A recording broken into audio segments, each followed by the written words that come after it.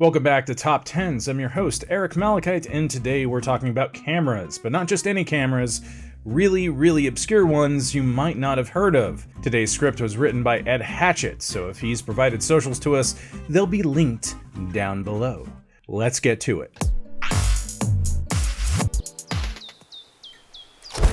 Ever wonder what the future of photography might hold? It's notoriously tricky to preempt technological advances, but we might get an idea by looking at where we've been, where we are, and what we can't yet photograph, however audacious the expectation that we should be able to might seem. In that spirit, here is the past, present, and future of photography in the weirdest cameras we could find. Number 10. Camera Obscura. The camera obscura was the world's first camera, first recorded in China in the 14th century BC. Simple yet ingenious, it consisted of a dark room or box with a small hole or lens in the front. As light passed through the hole into the room or box, it left an inverted image of the outside world on the surface at the back. The image was inverted because light travels in straight lines. It's easy to understand. Imagine someone sitting for a photo in front of a camera obscura with straight lines, the light passing from the top of their head and the soles of their feet through the pinhole in the box to the surface at the back. If the hole was as big as the object, the light could travel in parallel lines. But because the hole is so small, the lines each take a diagonal route to pass through it, one slanting down, the other slanting up. So by the time they get to the back of the box, the top line is at the bottom and the bottom line is at the top. As light does the same from every single point on the object, the whole image gets inverted. Unfortunately, there are no surviving photos from 4th century China because the photographic process came later. In those days, camera obscura was mostly used for safely observing eclipses. It only displayed an image. It couldn't print it, although cave paintings may have been traced over camera obscura type images. Although there was once said to be a photo of Jesus, the tabloid sources, I put those in air quotes, were murky on the facts. Some also think the Shroud of Turin, which is purported to show a likeness of Jesus, is a photo from camera obscura. The oldest known photograph, however, was taken much later, in 1826 or 1827, though it did coincidentally involve bitumen of Judea as a coating for the photographic plate. Taken by Joseph Nicephore Niepce, it shows his view from the window at La Grasse, the estate he lived on. His so-called heliography technique marked the start of modern photography. Niepce also worked closely with Jacques Monde Daguerre in creating the daguerreotype process, reducing exposure time from 8 hours to just 3 to 15 minutes. This breakthrough, together with the French government's acquisition of its patent in 1839, brought photography into the mainstream. Number 9. George R. Lawrence's Mammoth Camera. The world's largest camera was built in 1900. About the size of a car, its purpose was simple: to capture an entire train in a single shot. It was commissioned by the Chicago and Alton Railway to showcase the handsomest train in the world in all its glory, their Alton Limited steam engine with its 8-passenger cars. At the turn of the century, this was unprecedented. Photography was still new, and there was no way to take an image so big, not without compromising on detail.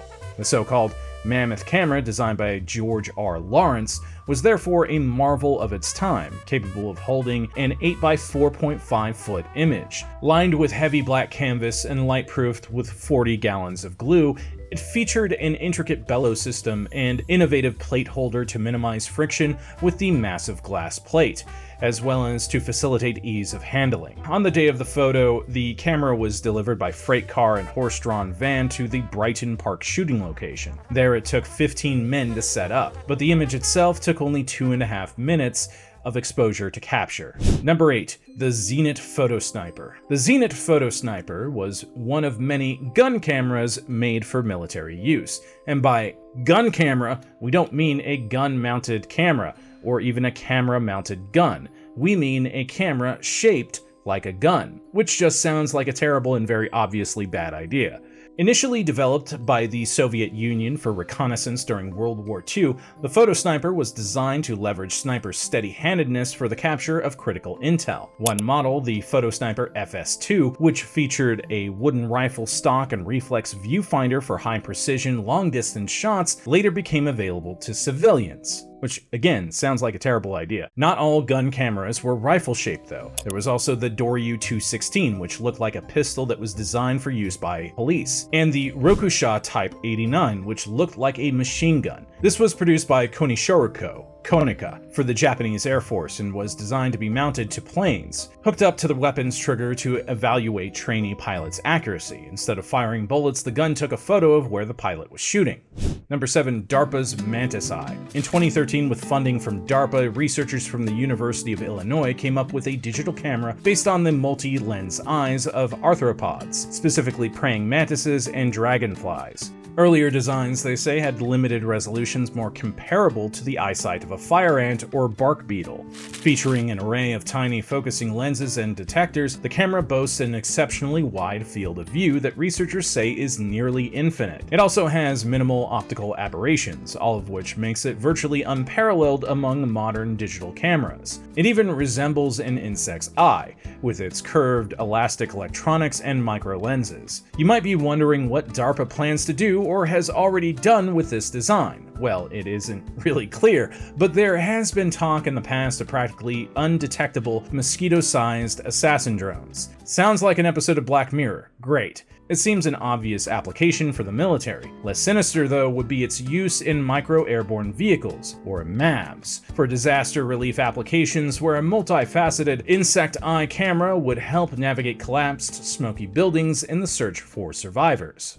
Number 6. OmniVision OV6948. Heralded by Guinness World Records as the smallest commercially available image sensor, the tiny OmniVision OV6948 is a giant leap forward for medical imaging. Measuring 0.575mm by 0.575mm, it can be fitted to devices as narrow as a millimeter to help minimize discomfort and recovery time. Plus, the sensor's low-power backside illumination does away with the need for potentially too hot additional light sources, which further avoids any discomfort. Its resolution of 200 by 200 pixels is good enough for capturing images of some of the tiniest body parts, so it'll be invaluable to a wide range of medical fields, including neurology, cardiology, and urology. Furthermore, because it's relatively cheap to make, it addresses a growing demand for disposable endoscopes amid concerns over cross-contamination. Number 5. Panono. Equipped with 36 lenses, each a quarter-inch 108 megapixel sensor, the grapefruit-sized Panono offers the kind of panorama George R. Lawrence could only dream of. One that captures every angle of a scene. In case you missed the specs there, that's 36 individual lenses, each with 108 megapixels, which is the megapixelage of a high-end smartphone camera. It gives users an expansive, high-resolution 360-degree image. It was originally conceived as a thesis project. Thanks to crowdsourcing, however, the German-engineered Panono rocketed from concept to market in record time. And for all its technical sophistication, the camera, designed to be held on a stick or thrown in the air like a ball, is activated with a single button push. Similarly straightforward, the Panono's single micro USB port serves as both an accessory connector and charging point. Even the app is optional, although it does enhance shooting, processing, and sharing the photos. Number 4. Paragraphica. Reflecting our diminishing interest in the outside world, Paragraphica is probably the first ever camera without a lens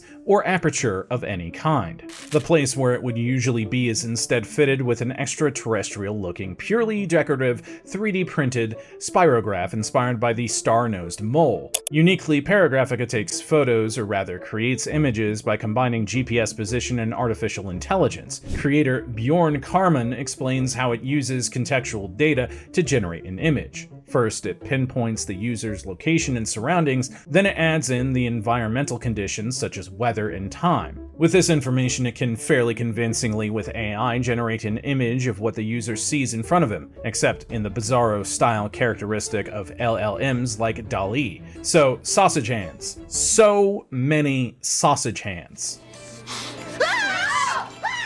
Yeah. It's pointless. But it's only a prototype, it's not on the market just yet. There is something appealing about it though. Powered by a Raspberry Pi 4, it has several user-friendly controls, including 3 dials to fine-tune input data and AI output settings. However, my life drawing instructor would always say, don't try to be the camera will always win. Number 3. TouchSight. Contrary to what you might expect, photography is not out of bounds for the blind. Historically, they've used their other senses as a guide for where to point. For example, the smell of the sea, the sound of voices, and the feel of an unfamiliar object. Now though, technology makes it easier. Apple's voice-over screen reader comes pre-installed on iOS devices and can be used to make the camera more accessible, not only by saying aloud which buttons are which, but also how many faces are in the shot and by guiding the hand for panoramas. There's nothing compared to Samsung's Touch Sight, though, which is a camera designed specifically for the blind. Instead of the usual LCD screen, it features a groundbreaking braille display, a flexible, embossable surface that represents photos in 3D.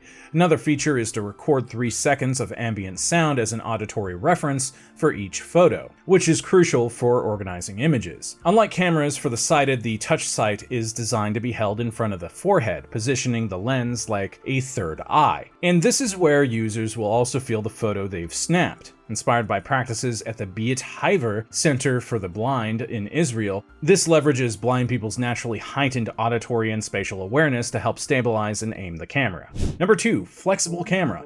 Invisibility cloaks, whereby cameras and screens are used to display what's behind an object on the front of it, would be easier with flexible cameras. We'd be able to wrap them around objects or make them into clothing. Again, this sounds like a Black Mirror episode. This isn't necessarily what Columbia University's Sri K. Nair had in mind, but it is the most likely use case for his thin, bendable sheet camera. This innovative concept can be adapted to various shapes and surfaces to shoot images that normal cameras can't. Crucially, its flexible lens array, made of an elastic material, is responsive, changing optical properties as the sheet bends to ensure high-quality images across a range of deformation. If the lenses were fixed, there would be gaps in the field of view, but that isn't the case because the sheet is bent. Although it's just a concept for now, Nair and his team envision the technology as a low-cost, rollable sheet. Needless to say, one use they have in mind is surveillance. Big surprise, with a sheet allowing photography for otherwise impossible locations. Literally, blanket surveillance. They also have the somewhat less sinister idea of a low-cost credit card-sized camera that changes the field of view when it's flexed. And finally, number 1, quantum camera and holography. With all the cameras we already have and the novel cameras listed above, what could be the final frontier? What can't we take photos of yet? One answer to this is objects in pitch darkness. Enter the quantum camera, which, as the name suggests, relies on the quirks of quantum physics to encode information about an object into light particles that haven't touched it. Invented in China, it could significantly benefit the study of delicate light-sensitive materials, including in the body. It's early days yet, but the concept is sound. Another concept for the future of photography is synthetic wavelength holography. It's based on interferometry, a technique for accurately measuring astronomical and microscopic phenomena. Similar to taking photos of objects light hasn't touched, this basically allows us to take photos around corners without a long stick. The concept involves firing laser beams with slightly differing wavelengths past obstructions to eliminate objects hidden from view. The reflected wavelengths are then captured and superimposed, creating an interference pattern, a kind of blueprint, showing the location and details of the object in question with astonishing and terrifying precision and speed.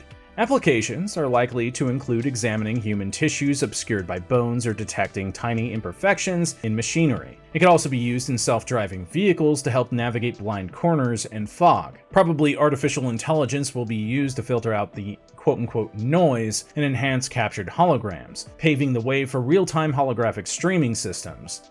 Needless to say, all of these uses mean there's plenty of funding. So although it's still a long way off, the dawn of holography is coming, bringing with it a transformation in how we visualize and interact with the world, and a giant leap beyond Orwell in terms of government's surveillance capabilities. And don't forget what corporations will do with it. As a side note, I did a podcast on ScienceGet on the general lack of knowledge most people have when it comes to understanding how cameras work in space. One great example being footage and photographs taken from the lunar surface. Every moon landing conspiracy theorist out there will ask why there aren't stars in those photographs. And the answer is really simple. The lunar surface is so bright that all of the cameras used in the Apollo missions had to be configured to function in that environment. I mean, you've seen how bright the moon gets at night, right? That's why you can't see stars in that footage or any of the Apollo photographs. It's just the surface is too bright. It overwhelms the lens, so the light of the stars